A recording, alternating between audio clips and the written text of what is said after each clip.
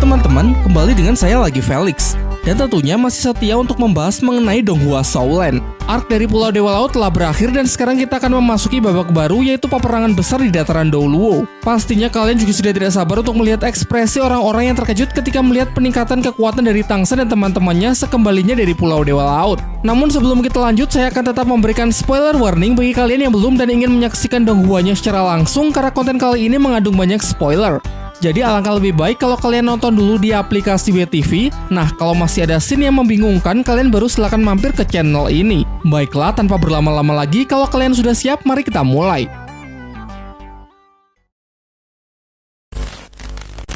Ujian Dewa Laut tahap ke-7 mencabut senjata Trisula Dewa Laut telah berhasil Tangsen selesaikan, sehingga hanya tersisa 2 ujian lagi, yaitu tahap ke-8 dan tahap ke-9. Untuk tahap ke-8, waktu penyelesaiannya adalah 5 tahun, dan waktu yang lumayan panjang ini Tangsen manfaatkan untuk kembali ke daratan bersama teman-temannya. Di sisi lain, Kekaisaran Roh Pelindung masih terus melakukan penyerangan ke berbagai wilayah untuk memperkuat dan memperluas kekuasaannya. 2 kekaisaran besar, yaitu Kekaisaran Xingluo dan Kekaisaran Tiando pun juga tidak tinggal diam. Berdasarkan laporan Hulena, di bawah kepemimpinan dari Jenderal Dai Weishi, pasukan dari Kekaisaran Xingluo telah berhasil merebut 2 kota penambangan penting. Begitu pula dengan Kekaisaran Tiando juga sudah merebut sebuah sumber penambangan besar. Bahkan tidak cuma kehilangan sumber daya, Kekaisaran Roh Pelindung pun juga telah kehilangan lebih dari 1.500 prajurit elit dalam pertempuran tersebut. Hal ini jelas membuat Bibidong menjadi sangat murka, mengingat sumber tambang merupakan aset yang sangat penting yang bisa berdampak dalam rencana besarnya. Pembicaraan pun ditutup dengan Hulena yang berjanji bahwa ia akan segera mengumpulkan pasukan terbaik demi merebutnya kembali. Pada keesokan harinya, seluruh pasukan dan para anggota Kekaisaran Roh Pelindung berkumpul di alun-alun dalam sebuah upacara penghormatan bagi para pejuang yang telah gugur saat menjalankan tugas di medan perang. Dalam pidatonya, Bibidong berusaha membakar semangat dari semua orang agar mau bersatu untuk menjatuhkan 2 kekaisaran besar, yaitu Kekaisaran Xingluo dan Kekaisaran Tiando, guna menghormati jasa para pejuang yang dengan gagah berani rela berkorban demi negara. Dan dengan ini secara resmi Kekaisaran Roh Pelindung menyatakan perang kepada orang luar. Prioritasnya adalah memusnahkan Kekaisaran Tiando dan Kekaisaran Xingluo secara menyeluruh.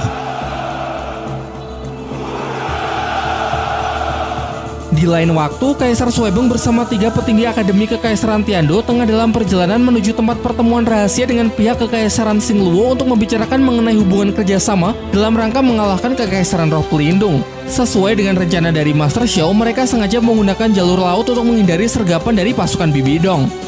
Kini era peperangan telah dimulai. Diperlihatkan Master Xiao yang sedang berpikir keras dalam menyusun strategi. Juga di samping itu sudah terlihat banyak pasukan yang terluka pasca kembali dari medan perang. Baihe melaporkan situasi pertempuran di garis depan yang semakin mencemaskan, yang mana begitu berhasil diterobos oleh pasukan Kekaisaran Roh Pelindung, maka pertahanan Kekaisaran Tiando pasti akan langsung hancur. Situasi yang sama pun juga sedang terjadi di pertahanan perbatasan Kekaisaran Xingluo yang terus mendapatkan gempuran sehingga juga sangat beresiko berhasil dijebol. Ditambah lagi menurut Slender, jumlah Master Roh di pihaknya yang bisa ikut ke medan perang semakin sedikit. Persediaan senjata dan peralatan tempur pun juga sudah menipis. Kini Master Xiao hanya bisa berharap agar hubungan kerjasama antara Kekaisaran Tiando dengan Kekaisaran Xingluo bisa segera terjalin, karena hanya dengan menyatukan 2 kekuatan terbesar maka akan terbuka kesempatan untuk mengacaukan langkah dari Kekaisaran Roh Pelindung dan menguasai situasi di medan perang. Singkat cerita, Kaisar Suebeng telah sampai di kota Silu, di mana tempat diadakannya pertemuan rahasia dengan pihak Kekaisaran Xingluo. Di sana ia langsung disambut oleh wali kota Silu yang dipercaya mendukung penuh upaya Kekaisaran Tiando. Wali kota juga lah yang sudah mempersiapkan tempat pertemuan ini dengan segala keamanannya yang dinilai sangat ketat sehingga tidak perlu khawatir akan sergapan dari pasukan Kekaisaran Roh Pelindung. Sementara itu, pihak dari Kekaisaran Xingluo tengah dalam perjalanan menuju tempat pertemuan. Kondisi cuaca yang sangat buruk mungkin akan sedikit menghambat waktu perjalanannya. Selain pasukan Kekaisaran, terlihat juga Dai Weishi bersama pasangannya yang turut mengawal perjalanan dari ayahnya tersebut.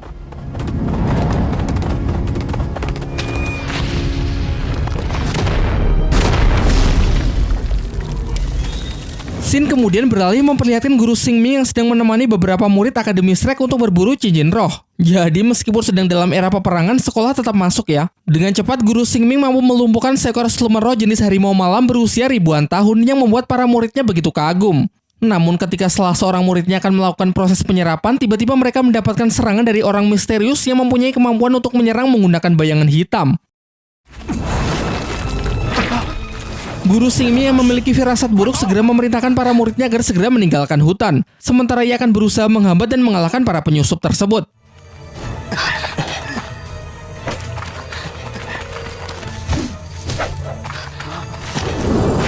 Terlihat tidak hanya satu, tetapi sekelompok Master Roh yang nampak dari outfitnya merupakan orang-orang dari Kekaisaran Roh Pelindung.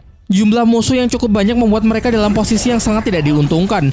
Bahkan salah seorang murid nyaris terbunuh, untung saja dengan cepat Guru Xingming berhasil menyelamatkannya.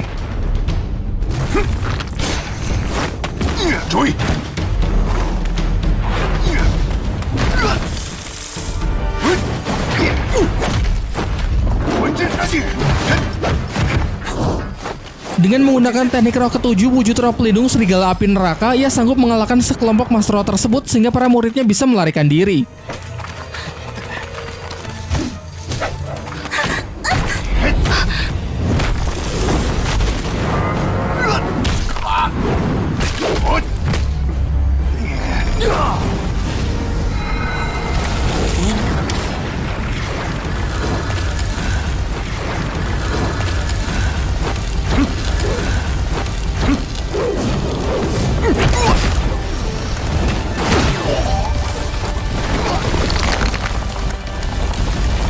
Akan tetapi tidak lama setelah kemenangannya, tiba-tiba muncul musuh yang jauh lebih berbahaya. Tentu kita sudah tidak asing lagi dengan sosoknya. Ia adalah seorang Feng Hou Douluo dari Kekaisaran Roh Pelindung yang bernama Gue Mei Sang Douluo Hantu. Dia diberi misi secara langsung oleh Bibi Dong untuk mengamankan hutan pertarungan bintang agar Kekaisaran Tiando tidak bisa lagi mengupgrade kekuatan tempur. Dan juga dalam rangka Kekaisaran Roh Pelindung akan mengincar cincin roh merah dari siluman roh ratusan ribu tahun, yaitu Erming Sang Raja Kera dan Daming Sang Banteng Sanca Ungu.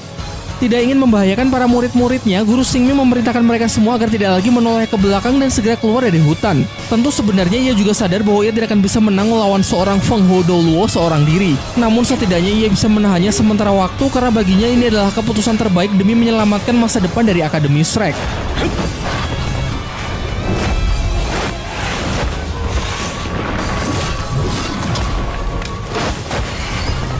Dalam pertarungan mereka terlihat jelas perbedaan kekuatan yang sangat mencolok. Meski sudah mengeluarkan berbagai macam teknik andalan, tidak ada satupun serangan dari Guru Xingming yang sanggup memberikan serangan berarti untuk Master Douluo Hantu. Seolah-olah semua gerakannya telah dibaca. Untuk itu Guru Xingming berencana untuk mengunci pergerakan musuh dan menyerangnya dengan skill roh terkuat, walaupun harga yang harus ia bayar adalah kematian.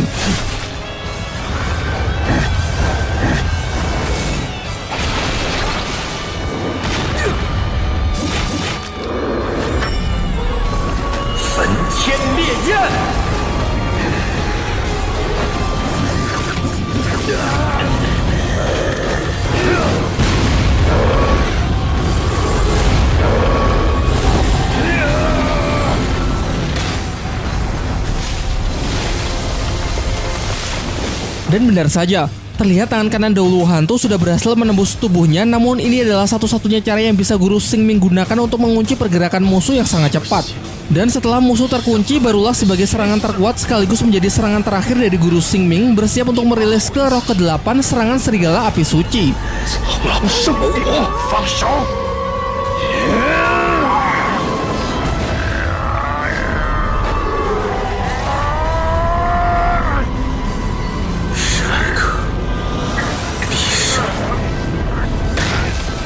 Serangannya begitu kuat hingga efek dari ledakannya bisa dirasakan sampai di gerbang masuk.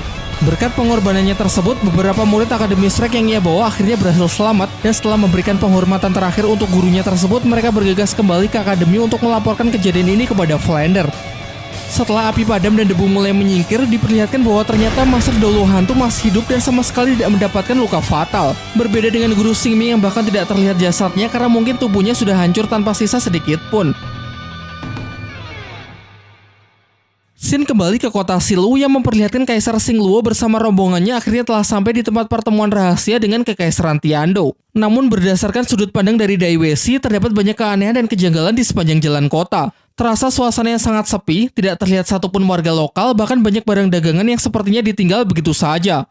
Kedua belah pihak pun akhirnya telah berhasil dipertemukan. Setelah saling menyapa, mereka semua lantas bersiap masuk ke dalam balai kota untuk membicarakan hubungan kerjasama dan strategi perang dua kekaisaran secara lebih mendetail.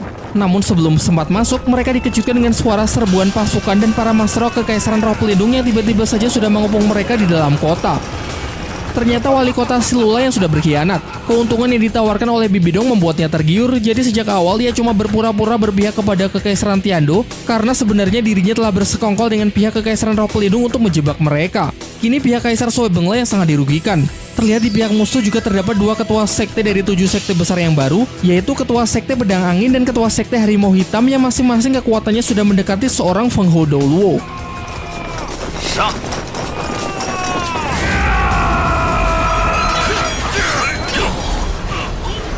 Pertempuran pun tak terhindarkan. Serangan skill Pedang Angin dilancarkan untuk mencoba menghabisi Kaisar Suebeng. Beruntung masih dapat ditahan oleh Master of Spesialis Pertahanan dari salah satu petinggi Akademi Tiando. Sementara pihak dari Kekaisaran Xingluo juga mendapatkan serangan dari Sekte Harimau Hitam yang sejauh ini masih sanggup ditahan oleh Dai Weishi bersama ayahnya. Selain gempuran serangan tersebut, ternyata musuh juga menggunakan racun untuk melemahkan pasukan mereka. Racun ini juga merupakan jebakan dari si wali kota pengkhianat yang sudah dipersiapkan dan sudah mulai menyebar semenjak rombongan kaisar baru memasuki kota.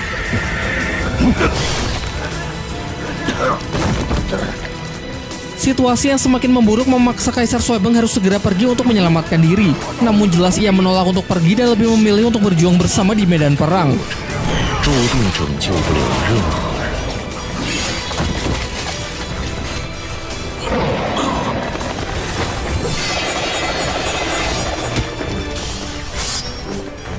Belum juga bisa mengimbangi jalannya pertempuran, datang lagi seorang Master of Feng Hou Douluo dari pihak Kekaisaran Roh Pelindung yang bergelar Douluo Naga Iblis. Ia merupakan tetua ke-7 Kekaisaran Roh Pelindung, pengguna kekuatan roh gabungan antara tipe alat dan tipe binatang kuno yang bernama Toya Naga Iblis dengan level kekuatan mencapai 96.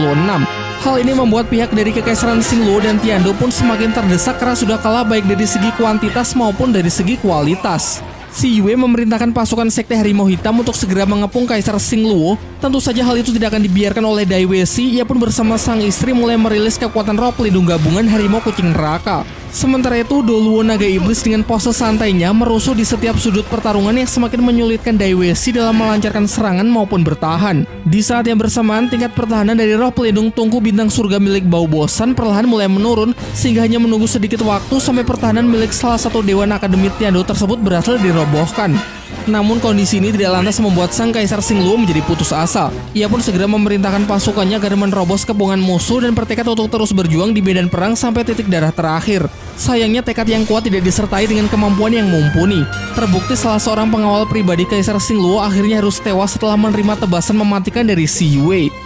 Kini pihak Kaisar Xingluo hanya bisa membentuk pertahanan seadanya. Begitu pula dengan Kaisar Tiando yang berada di bawah perlindungan dari ketiga Dewan Akademi yang telah mencapai batasnya. Berniat segera mengakhiri pertempuran, Douluo Naga Iblis pun kembali bersiap dengan serangan kedua yang pasti sudah tidak bisa ditahan lagi. Begitu juga dengan si Yue menggunakan belati bulan sabitnya sudah bersiap untuk menghabisi pihak dari Kaisar Xingluo.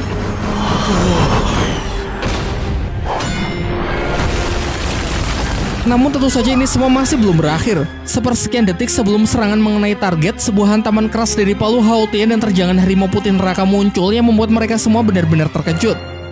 Sempat mengira mungkinkah kalau Tang Hao kembali datang untuk mengacau.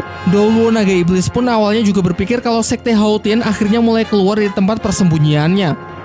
Barulah setelah debu menyingkir terlihat jelas kalau palu Hao Tian tersebut adalah milik Tang San. Dan tidak salah lagi, gabungan roh pelindung Harimau Kucing Neraka bersayap itu adalah milik Su King dan Dai Mubai, yang kemudian disusul dengan kemunculan wujud roh pelindung api Phoenix milik Mang Hojun, serta teriakan lantang yang mengatakan kalau 7 monster Akademi Shrek kini telah kembali.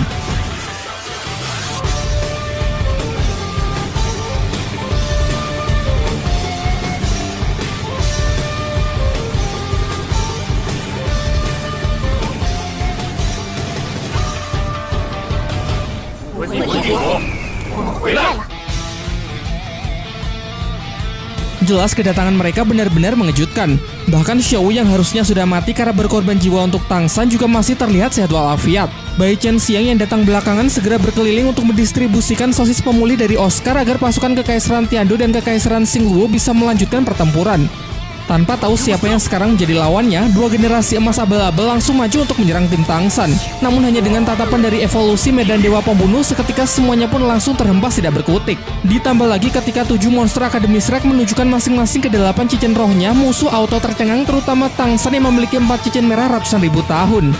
Tentu pemandangan ini membuat si Yue merasa sangat tertinggal, mengingat ia sudah berlatih sangat keras selama bertahun-tahun dan baru bisa mencapai level 70-an saja. Kecepatan dari perkembangannya sudah dianggap sebagai suatu keajaiban. Namun siapa sangka ternyata Tang San dan teman-temannya justru telah berhasil menembus level 80-an dalam kurun waktu yang sama. Benar-benar sangat membagongkan.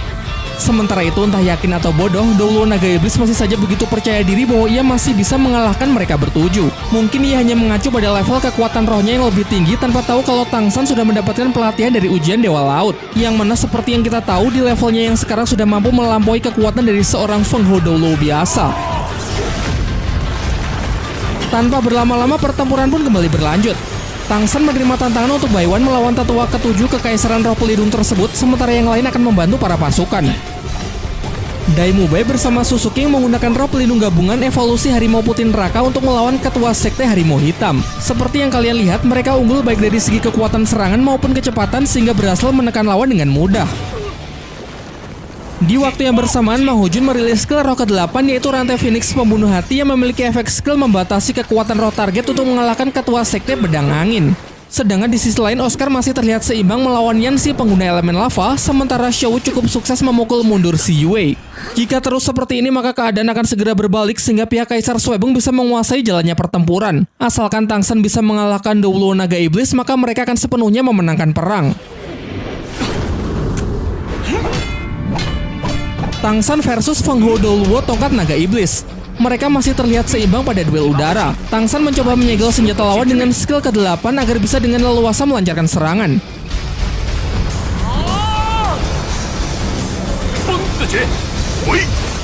Namun bagaimanapun juga selisih level masih cukup terasa sehingga akan kurang menguntungkan baginya jika harus terus mengadu skill roh. Untuk itu Tang San masih lumayan menahan diri agar tidak kehabisan nafas sampai datang waktu yang tepat untuk mengeluarkan kekuatan penuhnya.